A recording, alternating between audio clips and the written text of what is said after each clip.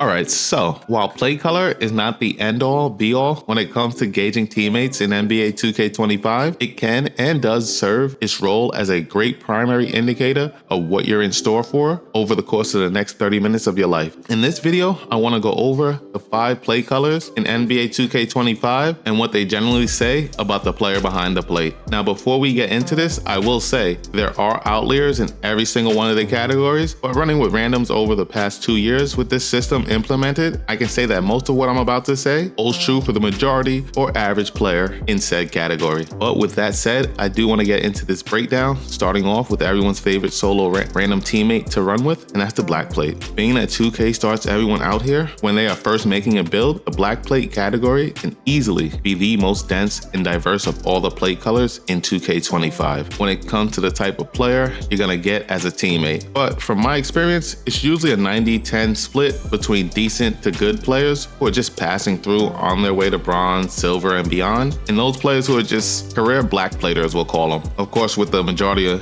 being the latter of the two. Now, taking out the 10% of black platers who are just passing through, we gotta talk about that other 90%. These are arguably some of the worst NBA 2K players in the history of the game. Like literally, nothing positive is expected of these dudes. If they stay between their mans and the basket on defense, make an open shot, and get an assist, well, that's the equivalent of MJ's flu game for them. Otherwise, what you can really expect from these dudes is something to the tune of 2 for 18 from the field, if they stay the whole game, of course, while their mans scores a smooth 20 points easy. And off ball, it gets even worse, as it feels like they have shadow clones all around the court, clogging up every possible passing lane, open teammate, and the paint at the same damn time. And truth be, won't be finishing out the game anyway, as once they go 0 for 6 in the first quarter, they're blaming the rest of the team for being ass and then dashboarding out, leaving an AI with the tendencies of a Helen Keller. And what is really mind-boggling about these guys is that rarely is it due to a lack of skill that they're trash or a career black plater. More so it has to do with their decision-making and IQ, or lack thereof. For some reason, it seems like they just don't be giving a fuck about the game and just be pressing buttons as they go. This is a key reason why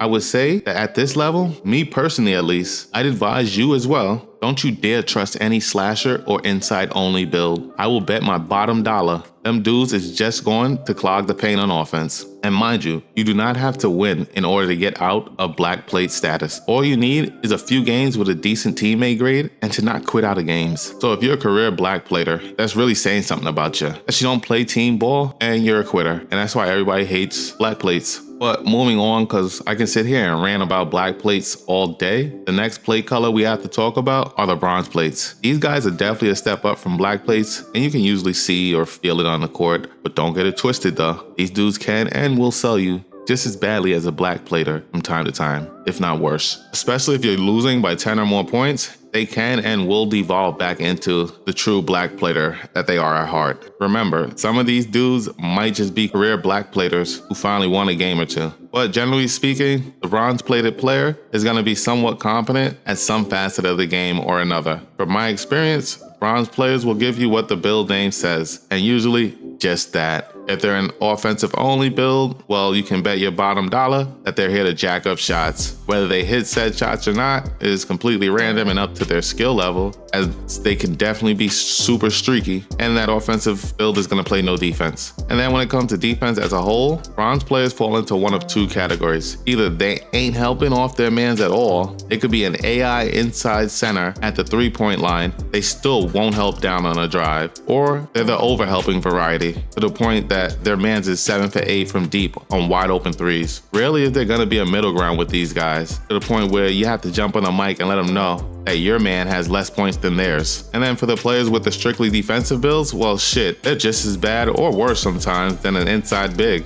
as the defensive builds will struggle significantly to hit open shots, leading to them clogging the paint on offense, as that's their only option. And then on defense, they will oftentimes go for the home run, steal, or block attempt. That, while can sometimes be the steal or block that saves or seals away the game, but then you got the other times that because they're just mashing the button, they end up giving up easy points or a foul, which is why why, in my opinion, the best bet for a bronze-plated teammate is going to be one of those builds with two-way in their name, as they'll at least give you some type of effort on both ends of the court. Also, a point of note here, still not trusting an inside or pure slasher build at this play color. They are still likely to be paint cloggers as well, or just ball stoppers on offense. And in the case of the slasher, it's still going to try and take it up against multiple people on the other team thinking it's rookie level mycareer, and they're still going to be cutting for 20 out of 24 seconds of the shot clock. But if 2K is to do that funny man shit where no sooner as you walk into a rec lobby, it drags you into a game, I won't be too mad or try to dashboard out if there's bronze-plated players on the squad. Moving on though,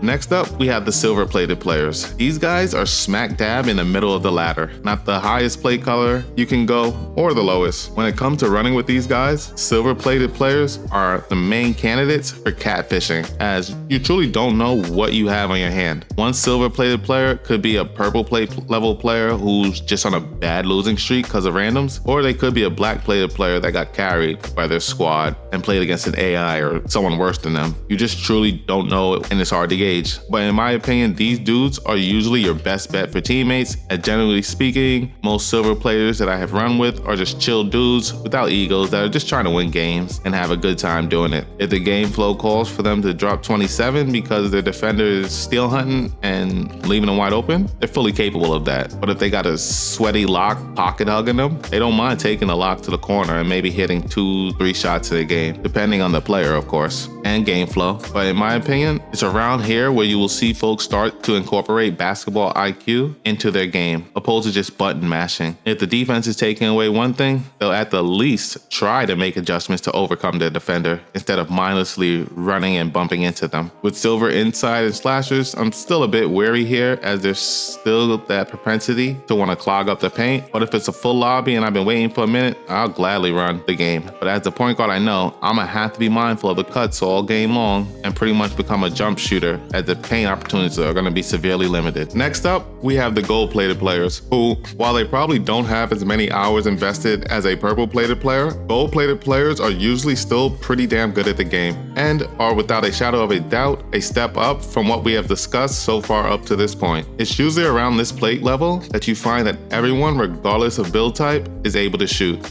Sag off of a lockdown if you want. He will light you up from that corner. Also, not everyone is jacking up random shots at this point neither. Rather, they have some idea or form of a game plan on how they're going to go about getting their points, be it ISO, post-up, or dex work. Now, it's usually around this play color that you will start to find folks lobby hunting, mainly because they have been burnt in the past by really bad black-plated teammates, and because they already know what time it is. Ain't no one want to spend what little time that they have to spend on gaming fighting against the other team and their own teammates. So because of this, lobby hunting will become very prevalent, and it won't be any surprise if you're sitting in a lobby and you see the same gamer tag popping in and out. They're inadvertently saying that you're trash and they're trying to get away from you. It is what it is. Now for me, when I'm lobby hunting, this is usually the lowest that I'll go when it comes to certain builds as teammates, like say them high flyers and inside bigs that we've been avoiding up until now. But it's around here that inside builds start to understand positioning, and even if they are clogging the paint, they're in a position where they will make the basket at least. And then the slashers, while at times can be guilty of over slashing, it's usually done into an open lane. Gold-plated players can also be known to have a short fuse on court. While they will pass the rock around, if they identify someone as quote-unquote trash, that gold-plated player will be quick to ice them out. Also, while they will queue up with some lower silver and bronze-plated players, they're gonna be reluctant to pass to them at first, as again, they've been burnt in the past by bad teammates. They're not that quick to trust these lower-plated players. Then moving on, next up we have the purple-plated players. The last rung on the 2K color system ladder.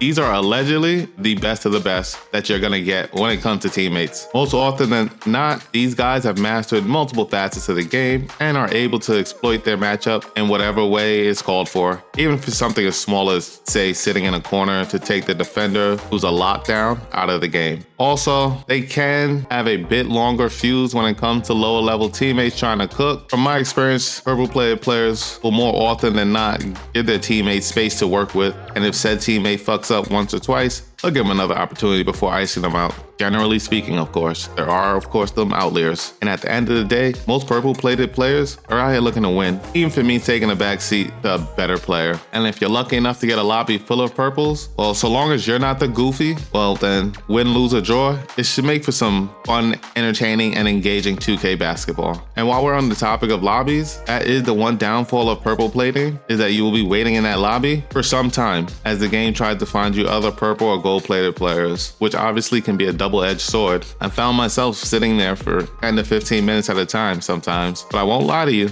it definitely was worth the wait, as all 9 other players in the game were playing solid, good basketball. And there was none of that goofy shit. But don't get it twisted, there are purple plates out there who will be bugging the fuck out as well. But most of the time, these are those guys who just have little to no faith in their teammates and think that they have to do it all simply because they're purple plate. When it comes to the on-court, generally speaking, the purple-plated player is going to have a pretty high 2K basketball IQ. And it is here where I will trust just about any build, including the inside bigs, as it's safe to assume that they have decent enough IQ to know not to stand directly in the paint and can still be effective and get theirs without selling the rest of the team. Also, I should note that most of the games where I've come back from a sizable 15-20 point deficit has had 1, 2, or all purples on it. As like we said, purple platers aren't as consumed with stat padding. And also because they know how easy it is to lose that purple plate with just 1 or 2 losses. So they ain't gonna be out here quick to sell or quit.